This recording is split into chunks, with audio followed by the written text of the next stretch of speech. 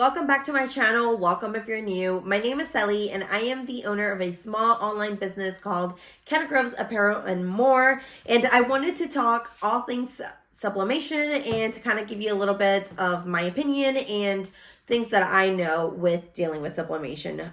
Like I said, I have a small online business and I do a couple things with sublimation. And so I kind of wanted to give you guys like a little bit of a comparison with sublimation just because I do have a different printer, but that is a direct to film, so it's a DTF printer, and of course I have the sublimation printers, so I kind of want to speak on sublimation and let you know what all things that you can do with. I do have a little list here that I kind of want to cover and speak on. If you ever thought about starting off with sublimation or getting into sublimation, or just the idea has come across that you're kind of like curious to know more about sublimation, hopefully this is a little helpful for you before you go and purchase your printer. I wanted to talk about the printer itself first.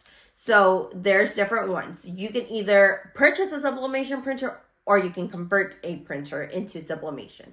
So I personally converted my printers over into sublimation. That just means instead of putting the regular ink that comes with it, you are switching it over to sublimation ink. So there's only a couple ones that are compatible with it, and you just have to kind of do your research on it and see which ones. I have the Epson Eco Tanks. I have the 2720. It is a smaller version one. That one prints 8.5 by 11, and then a larger print 8.5 by 14. Those are the two sizes that printer specifically prints off. Again, it is the Epson Eco Tank 2720.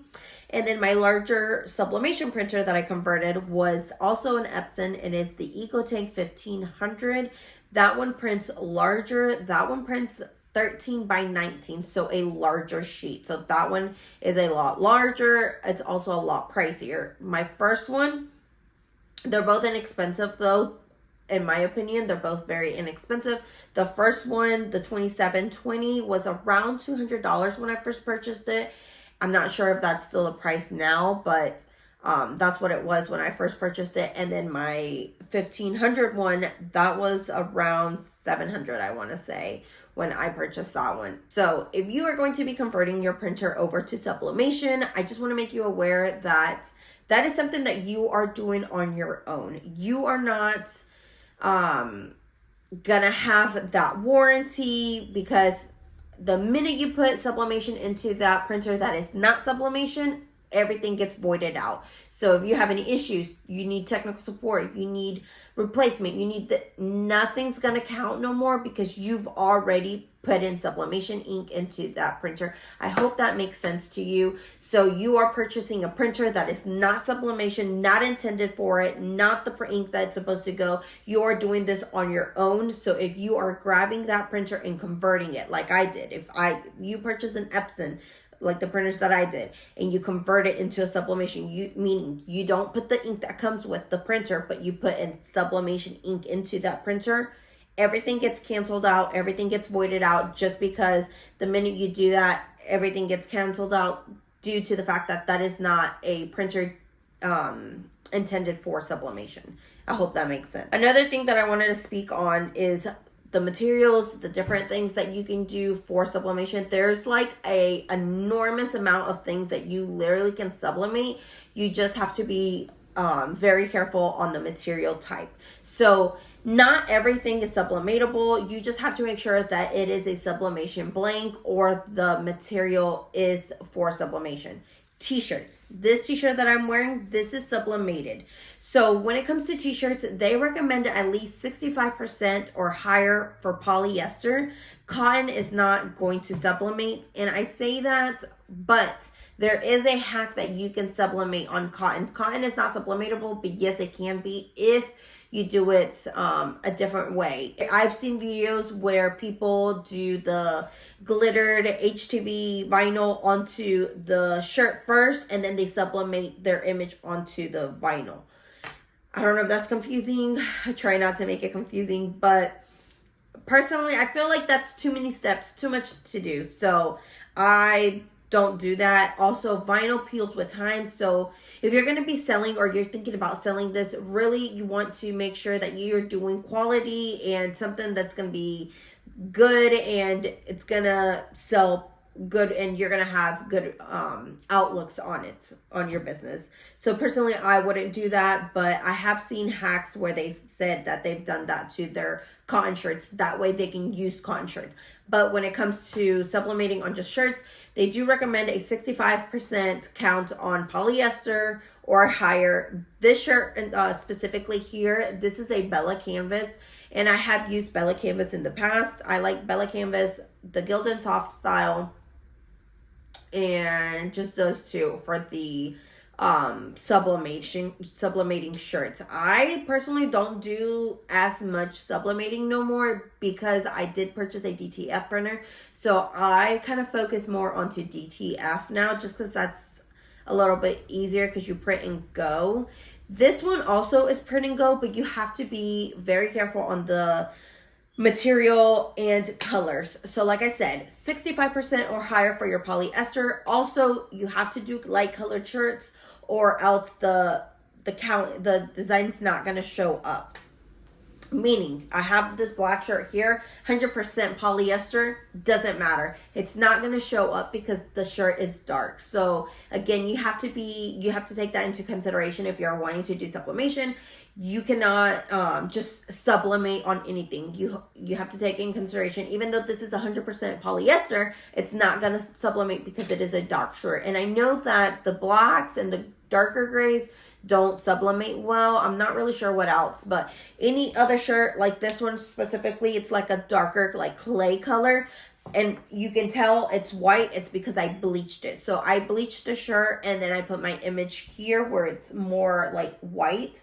That way the image pops. So that is another thing that you can do. You can bleach your t-shirts if you're trying to get like a certain color. Again, not all colors bleach though. So you do have to take in consideration not all colors bleach if you're wanting to bleach. So that is something to keep in mind. What else can you sublimate? You can do glass tumblers. This is one of my glasses that I did. It is a sublimatable glass. You cannot just grab any glass and just sublimate on it because it's not going to work. It has to be intended for sublimation. So it's got a coating that is specifically for sublimation. Here's another one. This is my tumbler. I make tumblers as well. And this got a white coating, I don't even know the right name for it, but there's a coating on this that is intended just for sublimation, so you can sublimate on these tumblers. Another thing, these are items, by the way, these are items that I have on my small business, so everything's linked in my website if you want to check it out. Is car coasters. So car coasters are another good thing that you can do for sublimation. Again, sublimation is endless. There's many things that you can do to sublimate. You just have to do your research and make sure that you're grabbing the sublimation blanks and not just grabbing anything, because not just anything is going to work. But these are car coasters and these are sublimatable, as you see here. I sublimated those. And then I also did this phone case here. So I also have phone cases on my website, but this is also a sublimatable phone case. I got this off of Amazon, and I got my coasters, I believe, off of Amazon as well. I'll have everything linked down in my Amazon storefront if you are interested in purchasing any of these.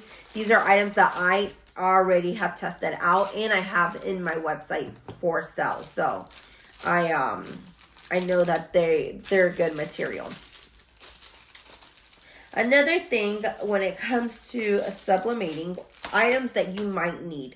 I recommend doing a heat press because when it comes to shirts like this, you're wanting at least a 400 degree medium pressure, and I always recommend a heat press.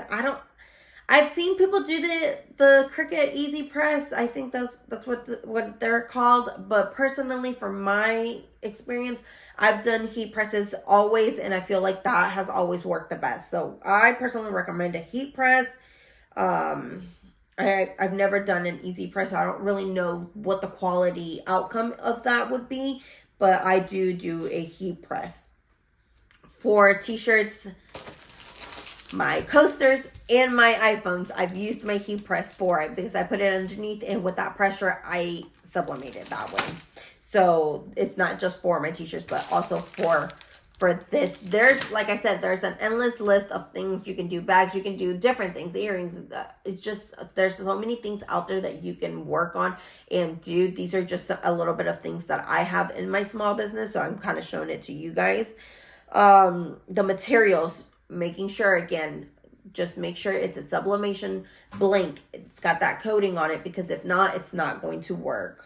Heat tape. You want a heat tape, a heat resistant tape to put your image and keep it in place when you put down on your heat press. This is from Amazon as well. Like I said, I'm going to have everything on my Amazon storefront under business, I believe. I have everything on there. If you're interested in any of that. What program I use for my sublimation is Silhouette Studio. It is free. You can just download it, use it in on your laptop, your computer, whatever you use to do your printing and all that. That is the program that I use, which is again, it's the Silhouette Studio, and it is free. And I think that is it. Like I said, if you're interested in purchasing a printer for sublimation and you're wanting to convert it, just do your research on it. Make sure that you are aware of all these things, because a lot of people are like, yes, do a sublimation. It's easy. You just convert it, blah, blah, blah. But also be aware, if something goes wrong, you won't get that technical support, that warranty, all that, because it gets voided out the minute that you put sublimation in it, just because the fact that the printer itself is not intended for sublimation. So just make sure that you do your research always. And I know a lot of people on here are always like giving you like little inputs here and there, but just make sure that you do lots and lots of research. That's what I did. And again, you can start off with something little and then work your way up to something bigger. Like I said, I have 2 different printers. The reasoning why is because I started off with a smaller printer, my EcoTank, my Epson EcoTank 2720. And then I switched over to my bigger one, which was the Epson EcoTank 1500. And I just converted both of those into sublimation. And I've had no issues with it, but you do risk that chance of something happening to it, because it is not a regular ink that you're putting in there. It is sublimation ink. Also, if you're going to be converting a printer, make sure that you start off with sublimation ink, because the minute you put in regular ink that goes with the printer, you done messed up, and you're not going to be able to convert it into Epson or to a sublimation printer anymore. So just make sure that you're aware of all that, and that you do your research and all of that. But hopefully this video was a little helpful for you guys. Let me know down in the comments if you have any questions, concerns, anything that you want to know, or maybe that I missed on and didn't talk about. But like I said, I'm going to have down below my Amazon storefront if you guys are interested in purchasing any of these items that I've already like purchased. If maybe you already have your printer and you kind of like lost on what to do or where to purchase things, I have a little Amazon storefront where I have a little section there for all business, and I will link everything that I spoke on today or that I have used down in there. And then also my website is going to be linked down below in case you guys want to go and give that a look and check it out and maybe purchase, support your girl. But I hopefully, like I said, this was helpful. If you have any questions, let me know down in the comments. I will see you guys all very soon. And if you haven't already, give this a big thumbs up, hit the subscribe button, and I'll see you guys all soon. Bye guys.